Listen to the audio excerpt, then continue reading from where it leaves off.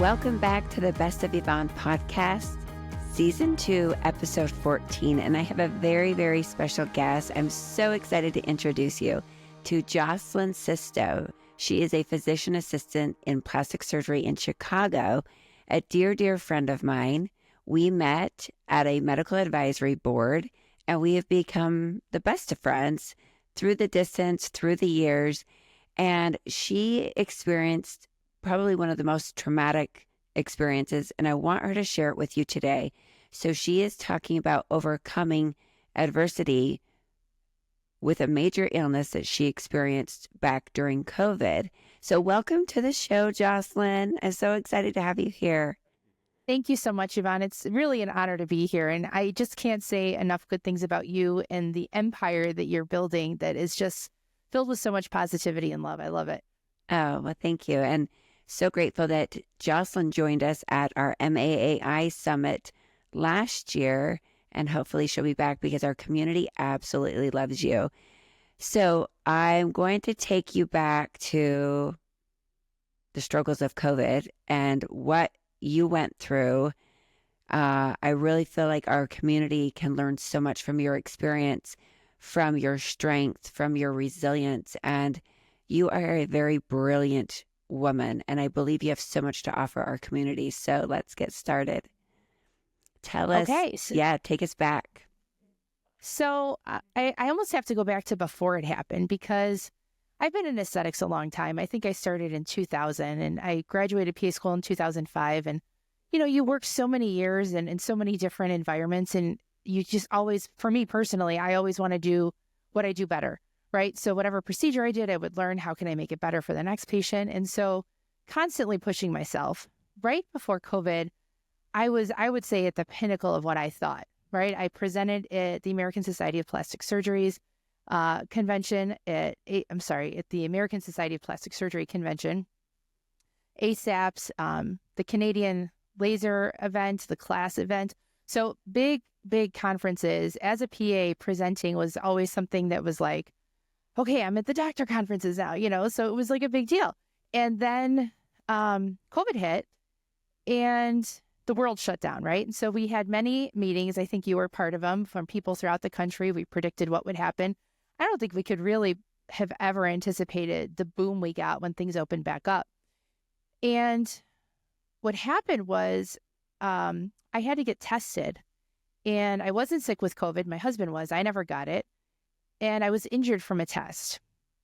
As a result of that, I couldn't walk. I got up to see a patient and just couldn't bear my own weight. And what turned out, the details really are complicated and crazy, but I had a CSF leak. I couldn't walk. I had a whole bunch of other health things. It was like the perfect storm. So during that time, not knowing what was happening was the scariest thing ever. Obviously, I couldn't work. It took about a week for me to walk without assistance. And, you know, during that time, you don't know what's going to happen. You don't know, am I going to be able to walk again? Am I going to be able to get back to what I was doing? And so when I did start walking again, I started having all these weird symptoms, like my feet and hands would turn purple and my heart rate would go up and I'd feel like I was going to pass out, and I couldn't walk for more than a minute. And it took a good, I want to say 3 months for someone to figure out what was going on. I had to switch primaries, and I love my primary. He did a great job helping me navigate through that, the one that I switched to. But I was a patient in a system, and I felt very frustrated because I knew something was wrong and it was either dismissed or I don't know, but then no follow-up, you know? So it was hard as a patient to live through that. And I just knew, and I trusted myself and I trusted my body. I'm like, I know there's something that's not right. So finally figuring out what that was helped me say, okay, now that we know what it is, it's a neurologic problem. It's autonomic dysfunction. It's POTS. And I'm sure a lot of people have heard of POTS because of COVID. Then I was like, okay, well, what can I do? So then I started wearing compression socks. I started drinking lots of fluids every day. If anyone has seen me around, you know, I always have my big jug of liquid with me. And I still have to do that to this day. Lots of electrolyte solutions, thigh-high compression socks. And I started walking, and I could only go a minute. for the first day I did it. And then every day I would do a little bit longer. Every time I did it, I would add another minute or whatever I can do. I'd push myself. If I thought I could do 30 more seconds and then I felt like I was going to pass out, I'd have to lay down. So that took me about a week to get up to about 10 minutes before I could go outside and walk.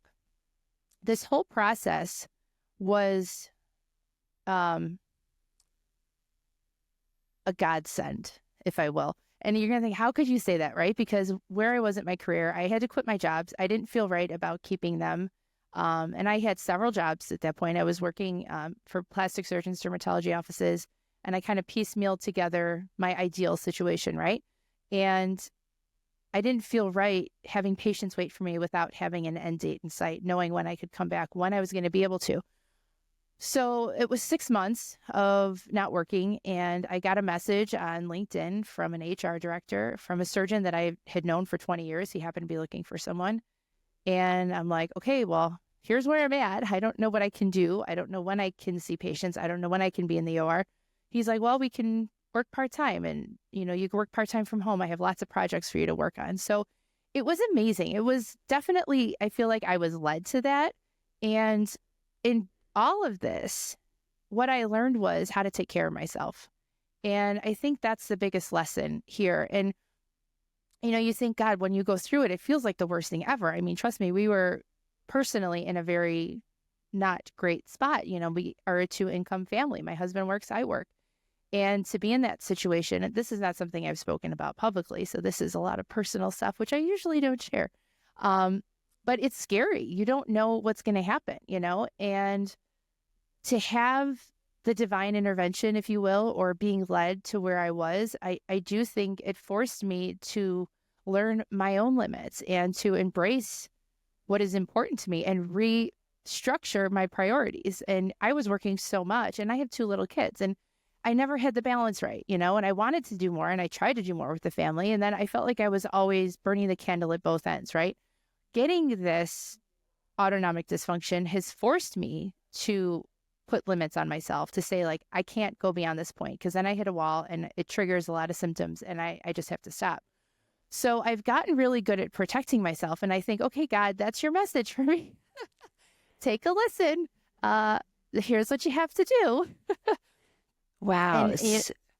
I'm so sorry. I just really quick, because I know there's going to be several listeners that are not in medicine, and they're asking themselves or trying to figure out, okay, wait, what test caused all this?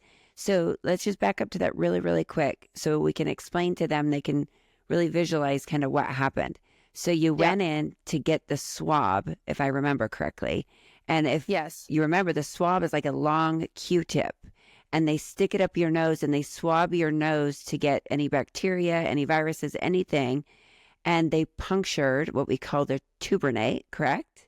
The turbinate. Mm-hmm. The turbinate. And it punctured it, which goes close to the brain where your cerebral spinal fluid is. It's a sinus. Yeah. Well, like, went into the sinus cavity. And so it's a rare presentation, but I had cerebral spinal fluid, which is the fluid that surrounds your brain and spinal cord, leak out of my nose. And that by itself wouldn't have done it. But with everything else going on, that injury, plus I had some other thyroid abnormalities. So the combination of those two triggered all these other things. And the autonomic dysfunction, which autonomic dysfunction is basically all the things you don't think about: breathing, digestion, heart rate, blood pressure, all those things basically go haywire. When your blood pressure is supposed to stay stable, it drops. And when it's supposed to go up, it goes down. When your heart rate is supposed to go up, it goes down. So just in walking, where your heart rate should stay stable, mine was like through the roof. I think at one point it was like 177, just out of nowhere. And so it's really weird and scary, because all these things that you normally don't control in your body are just kind of going wonky. And it's definitely not a fun thing to experience. I can't even imagine. So then you're pretty much out of commission. You're out of work. You can't even take care of your 2 small children. So this is where you need your community. You need your family, your friends. And then you need to rehab yourself and get back to work. So that's a lot to go through. But what I love the most, you guys, listen, she sees the beauty in all of it. She has the gratitude. So let's go there. Let's go back into how this changed you, how this made you who you are today. Well, it gave me that perspective. And that's, I think, the first time I heard everything happens for you, not to you. And sorry, I know I was going to get emotional, but it's definitely one of those things that when it happens, you don't always see the positive in it. And if you take a step back from that, like for me, just to take a step back and say, okay, what am I learning from this experience? What is the lesson here that I've given? And it was a gift. It was to have the time and space to figure out my boundaries, to reprioritize, to say, okay, this is what I'm able to handle at work. I'm still pursuing a career. I'm still being productive in the community, but what am I doing? And how am I looking at this, and how can I make this a positive for me in my life, And so I don't know if that's a long-winded way to get there, but it's definitely one of those things that kind of shakes you to the core, right? And it changed my perspective on everything, And I stayed with the practice for about a year, and I realized this isn't working because I still wasn't as strong as I wanted to be. And I had to go for another procedure at Mayo Clinic, but a teaching job came open, and that's where now, and I've been here for 3 years as an assistant professor in a PA program. And honestly, that has been something that I think I was praying for and didn't realize I was praying for. So I remember I had a job interview in the late 2018 at an academic institution, and the chairman told me, he's like, if you want the job, it's yours, but you're overqualified. And I said, okay, because here's what I'm looking for. I'm looking to use all of my skills. I really want to, I have a master's in clinical psych. I worked in reconstructive surgery. I, do so much with cosmetic. I love every aspect of that. And teaching really encompasses all of me. And so I guess I didn't realize, as much as I love aesthetics, and trust me, I do miss it, seeing patients a lot, and I'm still in surgery. But it's a different shift. But now I'm working with students. I'm helping them. I'm helping them achieve their goals, right? And to be there to help support someone else on their journey, it's so fulfilling. And I feel like this is the fulfillment that I was looking for in all avenues. So if I can teach in the industry, if I could teach to students, and using all of that, and I know I totally went off track from your question, but having that refocus, it has definitely it's brought me to where I think I'm supposed to be. Well, and I love that because, first of all, this is a place where we come and we just talk openly. And I appreciate you being vulnerable with our audience. But also at the same time, it just goes to show that even if we do have a plan, I think God has a greater plan. Even if he had to take you through something really hard, something you would never wish upon anyone, nor would ever want to ever experience again. But it's that resilience. It's that tenacity to get back on your feet. And I love that you found yourself where you really are being fulfilled. And I believe we change, and our purpose and our vision changes as well. But I love that you're doing something that fulfills you, but also impacts, because that's who we are. This is the community that inspires, impacts, and reaches back and helps others up. And I just love that about you. You and I connected right away. We instantly became friends, and we can literally pick up right where we left off and still just be as golden as ever. So I love that. What advice would you give maybe to your younger self, or those younger listeners that, think they have a vision of what they want to do and what they want to achieve, and how roadblocks can happen, things can happen, and detours can happen? Like, what advice would you give to either your younger self or the audience?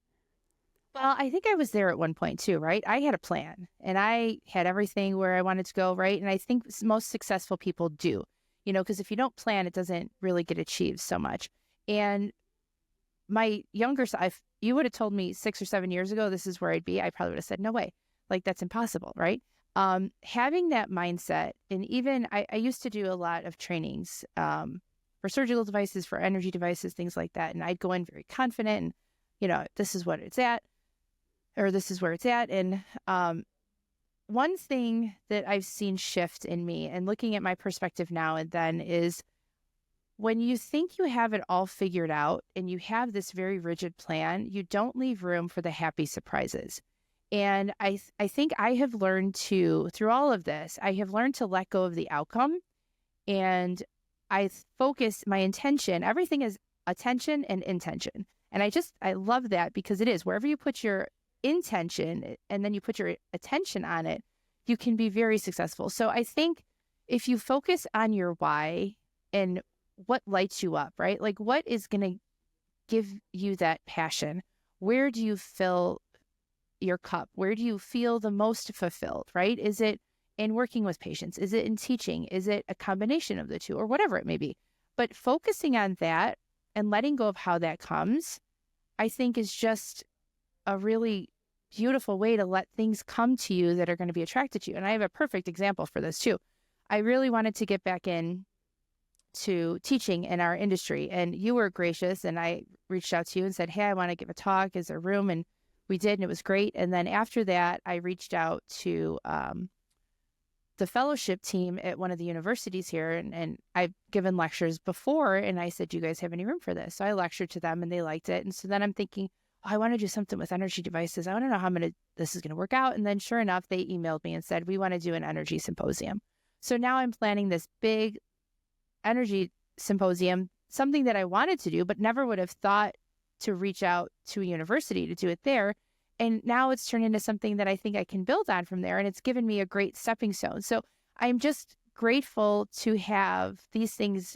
I don't know if they just come to me or it's the work that I put out. I set the seeds, I put the thoughts there, and then it just all starts to come in together in the way that it's supposed to. I do feel like one thing I wish I knew when I was younger, the things that are hard, don't keep hammering. If it's not right, it's just not going to work. And sometimes I think I was so stubborn, I just kept trying to fit the round peg into the square hole because that was my plan and my vision. But I've learned to kind of let go of that and trust that that's not right. It's not for me. It's not the right time. Maybe it's for me later. And things have a tendency to come back. If it's meant to be in your path, I feel like things always find a way back to you.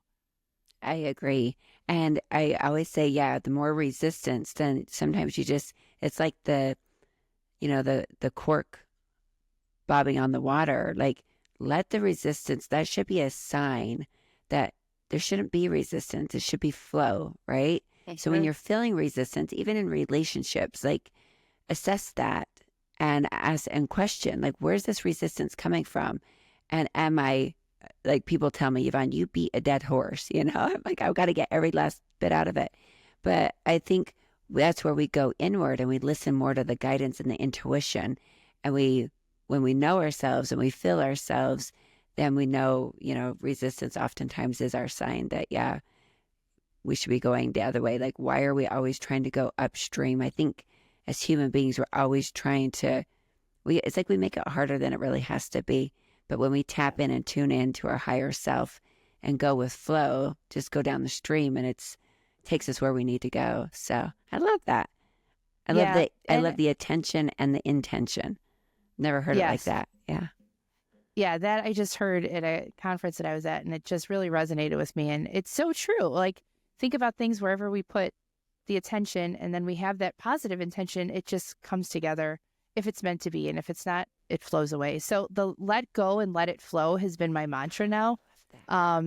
Because intuition, I've always been, and you mentioned intuition, and I do want to go down this rabbit hole a little bit. I've always been a fairly intuitive person, I think. And I didn't realize, going through this whole process, I really kind of tapped into that. And that's where the spirituality and the peripheralness comes in. The meditation was huge. That's a big treatment for POTS, is actually meditation. So in doing so, and then other courses that I took as well, just to kind of fine tune that intuition, because I do think we are all intuitive and we all have the ability to hone that skill like anything else. What clicked for me was that I didn't realize how much I was using it, whether it was with a patient. So it could be that little nag that, I can't let this go. Something doesn't fit right, but I know something's not right here and I have to follow up on it. those little whispers that come in, that little pull that you get to do something, those are, whether it's your angels, your guidance, your higher self, however you want to look at it, whatever spiritual matrix you belong to, those are the whispers that help, right? And I've never had one of those little whispers lead me astray. I love that. You're speaking my language. I talk about this all the time.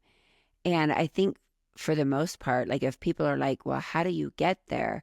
I think, would you agree that it's eliminating the distraction, the noise, the social media, all the noise? I feel like because I have a practice that I do every morning, I just wrote my first book and journal, and I talk a lot about this, is in the morning, when I get up, I have gratitude. I sit in silence. I burn an incense to get rid of all the negative energy.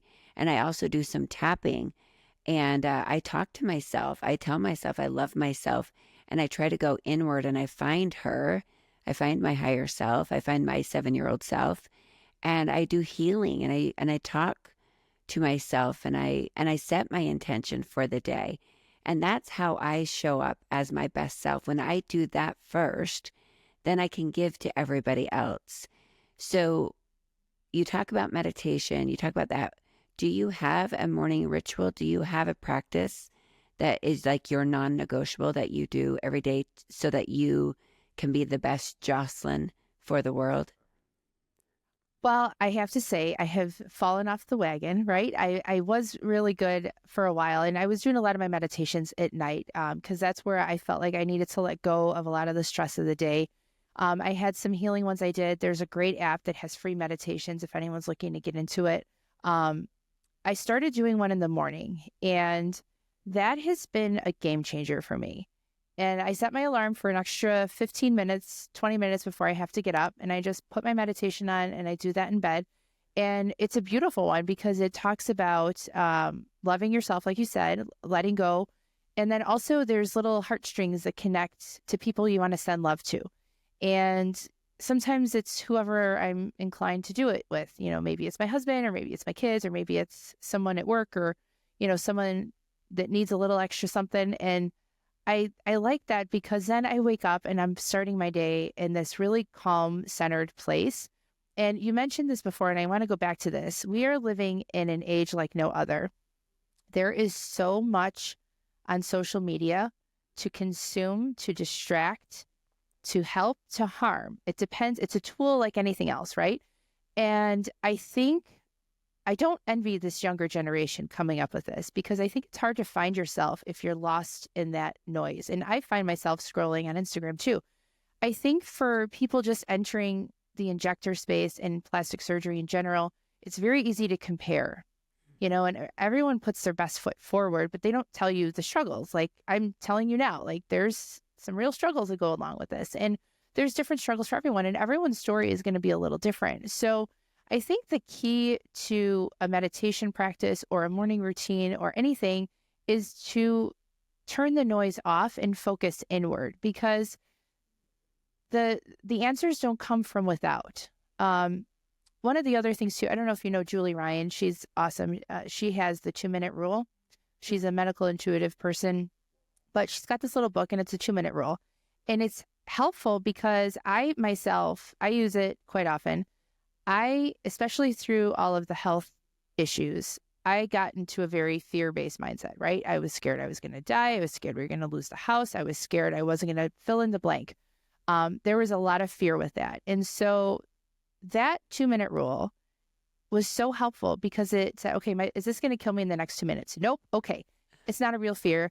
Get out of that. What can I do to fix this? Right. And so it stops that spiral that I would go on, which I still do. I mean, there's still stuff that comes up that I'm an overanalyzer, and I need to stop myself and pull back. So getting out of that rat race mentality, or that fear-based mentality, or that thought process that's going to take you down a negative path, stopping yourself, bringing yourself back to center, going within, saying, okay, refocus, recenter, what's in my best interest, and not anyone else, because no one else has my experiences in the industry, right? no one else has your experiences in the industry. We both are going to bring different but complementary things, and we can all learn from each other.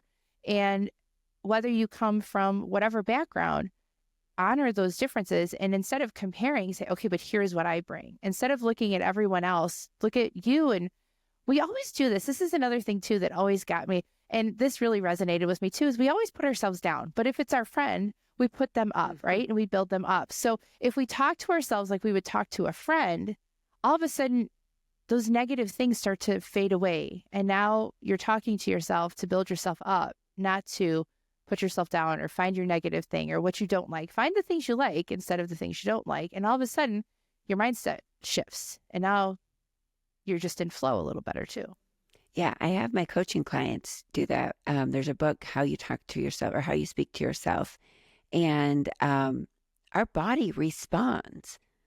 Our cells respond to how we speak to ourselves. It's actually very powerful. And the 4 agreements kind of go back to that as well.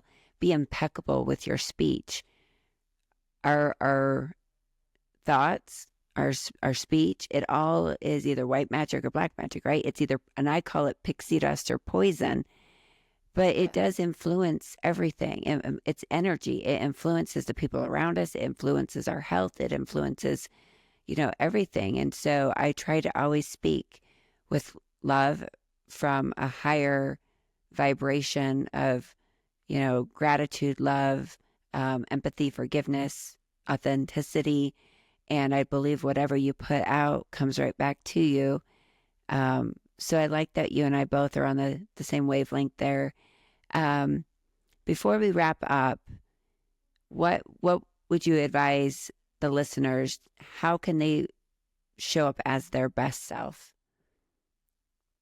I think in a nutshell, trust yourself, know yourself, protect yourself, because it's like on the airplane, put your oxygen mask on before you help those around you. If you're not taking care of yourself, no one else will.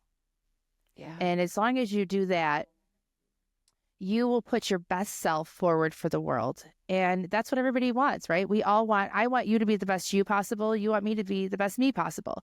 And when we take care of ourselves, we can better serve others. I love that. Thank you so much for joining us, for giving us your time and your energy. And until next time, you can find us here at The Best of Yvonne. Thank you. Bye-bye. Thank you, Jocelyn.